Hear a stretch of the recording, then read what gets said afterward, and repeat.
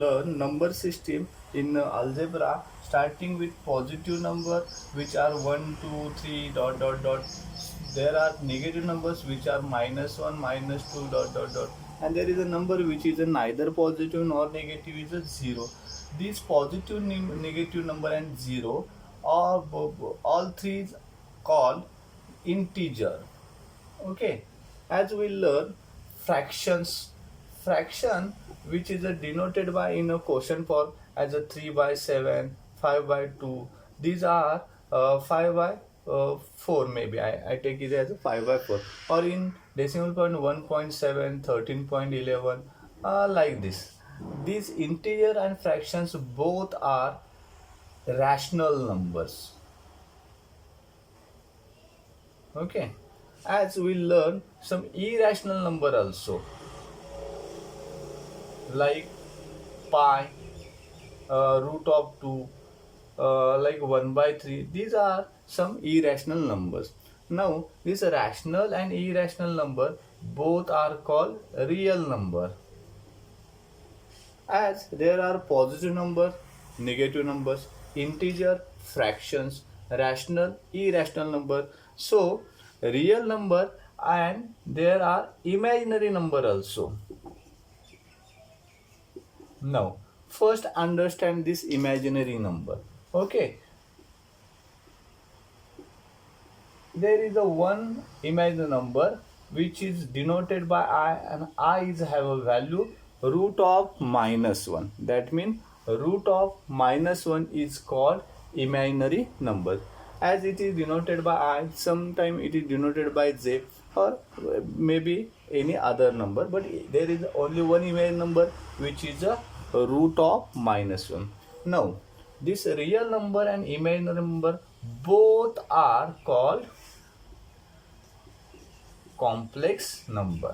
Okay, so positive negative numbers both are integer. Generally they are denoted by capital letter I. Integer fractions both are rational number, as they are represented by capital letter Q. Rational irrational number both are real number, as they are denoted by R. That means R is a set of all real numbers. Q is a set of all rational numbers. Similarly, I is a set of all integer numbers. Now, this complex number is denoted by capital letter Z. Okay. Now, we are going to learn this complex number. Complex number. It is form of number x plus iy denoted by z.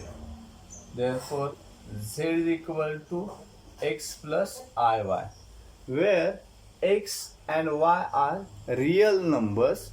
So x is called real part of this complex number, and y is called imaginary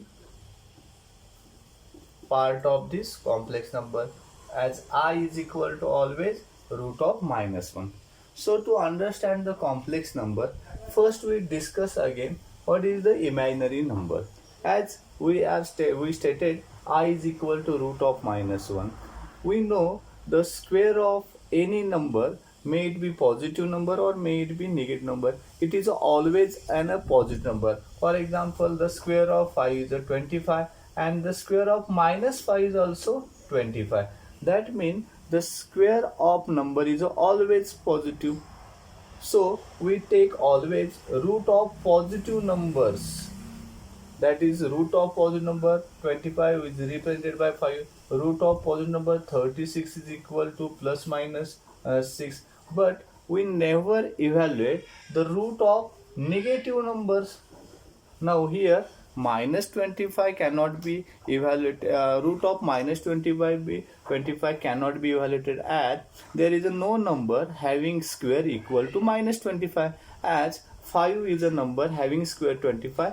So we get root of 25 as a 5, or -5 is a number also having square as a 25. So root of 25 is a -5. maybe -5 or maybe +5, but there is no number having square equal to -25, so we didn't get the root of -25.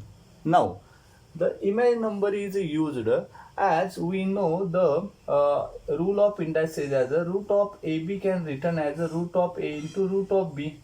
So this -25 can be written as a -25 is a product of -1 and 25. So we can put it as a -1 into root of 25. Now this -1 is now denoted by I. So I get this as a 5 I5, or it represents as a 5I, or I can represent it as a plus minus 5I, as 25 as a both the values. So the root of -25 now equal to plus minus 5I. Similarly, the root of -36 will be plus minus 6I. Root of -4 will be plus minus 2I. So using this imaginary number, we can evaluate it the root of negative numbers now onwards. Okay, and the root of this negative number, which is a plus minus 5I, is called complex number. Okay, as you can observe, the complex number is denoted by z is equal to x plus iy. Okay, there are two terms clearly you can differentiate.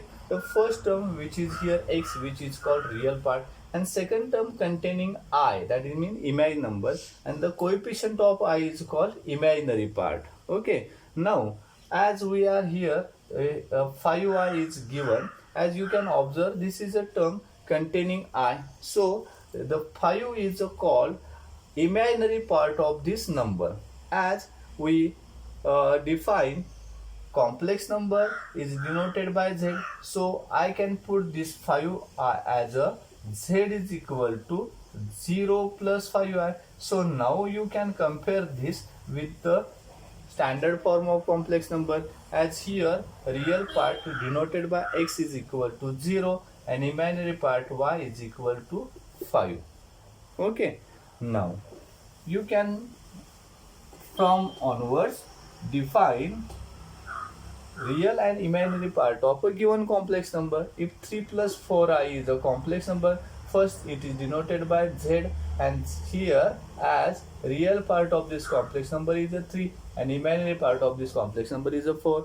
We take another complex number z as a 2 minus 5y. Now here you can define real part x as a 2, imaginary part y as a minus 5, as 5 has a sign negative, so coefficient of y, as we compare this with x plus iy, so y as a sign plus, here it is a negative, so we take the y as a minus 5. Now z is equal to -1 plus I.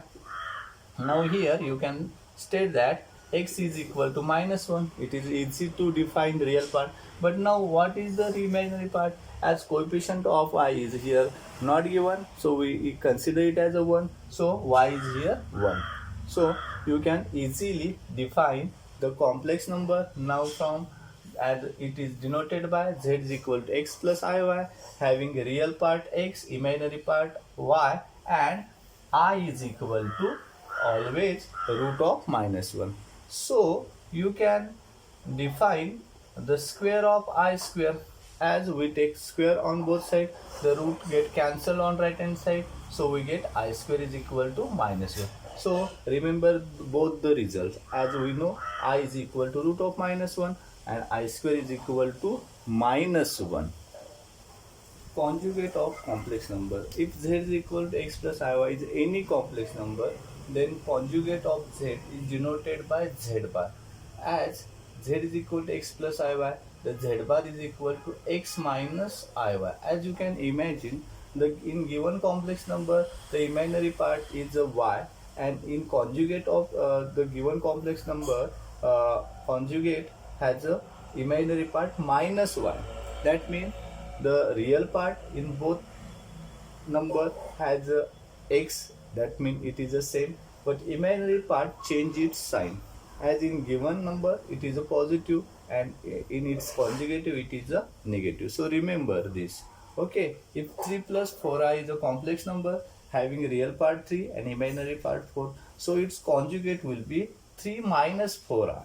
That means real part we take same but change the sign of imaginary part. So easily you can convert, you can define the conjugate of a given complex numbers. As these are some example. As next example, z is equal to 2 plus 2i, its conjugate will be 2 minus 2i.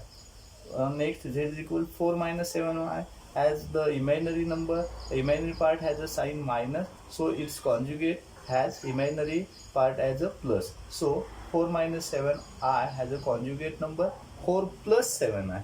Now minus 3 plus 2i, it has a conjugate number minus 3 minus 2i.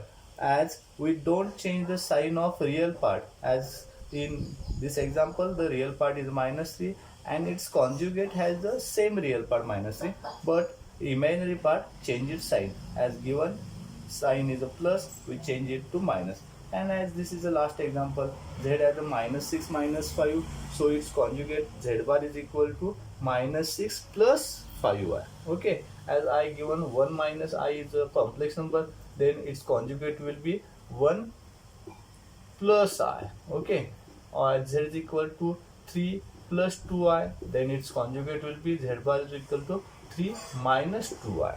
So you can define conjugate of a given complex number. Argand plane.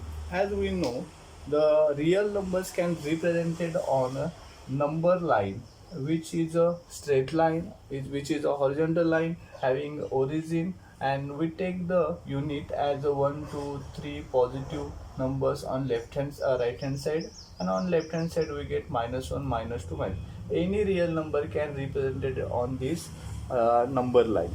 If it is a fraction, then we put it into between two integers, and irrational number can be also represented on this number line. Now to represent complex number, we use a plane called Argand plane.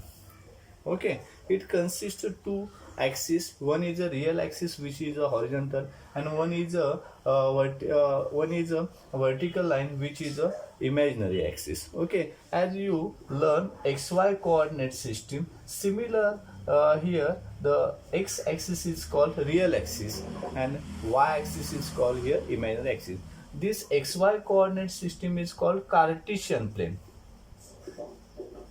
Okay, and this imaginary axis and real axis, if we put in a plane, then it is called Argand plane. So remember this. Now if z is equal to x plus iy is any complex number, then it can be represented on this Argand plane by a point xy, where x is a real part which plot on a x-axis. As you can observe, on x-axis the distance is here is x. If we take a perpendicular from point P on axis, then the distance between origin and this point will be x. Similarly, if we take perpendicular from P on a imaginary axis, then this distance will be y. So using real part and imaginary part, we can define the point which can represented on Argand plane and which is a representation of given complex number. If a 3 plus 2i is any complex number, then it can be represented as a 3, 2. If z is equal to minus 1 plus 4i, then the point the point for which the complex number z is equal to minus 1 4 plus 4i will be minus 1 plus, 4. Okay, z is equal to 2 plus 2i, then the point will be 2, 2. So you can understand here how to represent given complex number in Argand plane. Okay, it is look like as a Cartesian plane, that means xy coordinate system, similar to xy coordinate system. Now using this Argand plane, as we represent the complex number z is equal x plus iy by a point P which has a coordinates xy on real and imaginary axis. Now the distance of point P from origin is called modulus of z, that means complex number z. it is denoted by mod of z, and the value of mod of z, or also represented as modulus of z, is equal to under root of x square plus y square. That means the addition of square of a real part of given complex number and imaginary part of given complex number. Okay, the sum is the root of sum of square of real and imaginary part.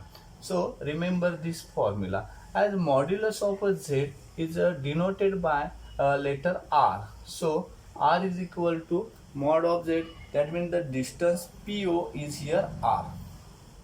So remember this modulus of a z, and the formula and notation as r is equal to mod z or mod of z as equal to the evaluate the, if z is equal to x plus iy is a complex number, then its modulus r is equal to under root of x square plus y square, and the angle between this line PO and positive x axis is a theta.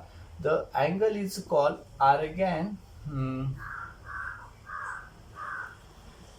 actually amplitude of z, or arcand of z also is called. It is called arcand of z. It is denoted as, it is taken as a theta, denoted by arcand of z, and the value of z, arcand of z or theta is equal to tan inverse of y by x. Remember this, that is inverse tan ratio we used, in which the value is taken as a numerator imaginary part of complex number, and as a denominator real part of a given complex number, z is equal to x plus iy. So if z is equal to x plus iy is any complex number, then we can evaluate its modulus as well as argument or amplitude. Okay, the modulus of a complex number is denoted is taken as a r, and amplitude as a theta, and r is equal to under root of x square plus y square, theta is equal to tan inverse of y by x.